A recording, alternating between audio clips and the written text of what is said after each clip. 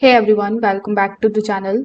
In today's quick video, I'm going to show you exactly how to fix the Audio Technica AT LP60 not spinning in 2026. So in order to fix it, first of all, you need to make sure that the turntable is getting the power. You can confirm the adapter is plugged in and the start button is also pressed properly. Also remember that the model uses the automatic system, so the platter may not spin until the tone is engaged. So you need to inspect the belt connection as well.